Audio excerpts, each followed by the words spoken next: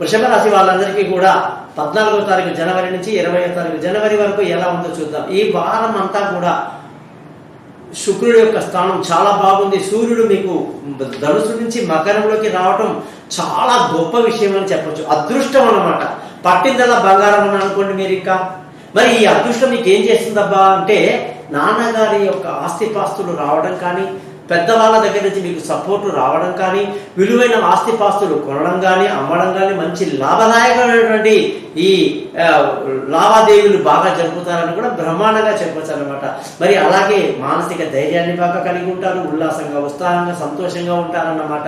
ధనస్థానానికి వస్తే కష్టపడాలి. బాగా కష్టపడితే తప్పకుండా ₹1,00,000 రావాల్సిన చోట కనీసం 50,000 అయితే గ్యారంటీగా వస్తుందని చెప్పేసి గట్టిగా చెప్పొచ్చు. కష్టపడండి.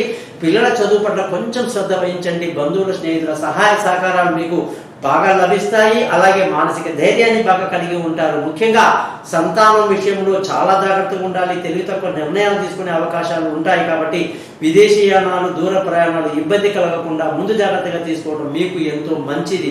ఆరోగ్యపరమైన విషయాల్లో కొంత ఇబ్బందులు ఉన్నప్పటికీ దాన్ని సర్దుకొని ముందుకు వెళ్ళిపోతారు. ముఖ్యంగా భార్య భర్తల మధ్య తగవులు, గొడవలు, మానసికమైనటువంటి ఘర్షణలు ఉంటాయండి. వాటి నుంచి చాలా తెలివిగా తప్పించుకుంటూ ఇద్దరు కూడా, భార్య అయినా భర్త అయినా, ఎవరైతే వృషభ రాశిలో పుట్టారో జాగ్రత్తగా ఉండండి. ఏ ఇబ్బంది రాదు. పార్ట్నర్షిప్ లో వ్యాపారాలు అంతగా ఇప్పుడు కలిసి రాదు. వివాహం కాని వాళ్ళకు కొంత టైం పడుతుంది. ముఖ్యంగా అదృష్టంగానే చూసుకుంటే ఈ వారం మనకి అదృష్టపరంగా చాలా అద్భుతంగా ఉంది. తండ్రి సహకారం వల్ల అన్ని పనులు పూర్తి చేస్తామని చెప్పాను ఆల్రెడీ.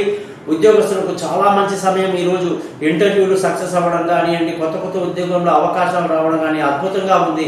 అలాగే వ్యాపారస్తులందరికీ మంచి లాభదాయకమైనటువంటి వారంగా ఈ వారాన్ని చెప్పొచ్చు. అయితే ఖర్చులు అధికంగా ఉండే అవకాశం కూడా చాలా బాగుందని చెప్పేసి తెలియజేస్తున్నాను.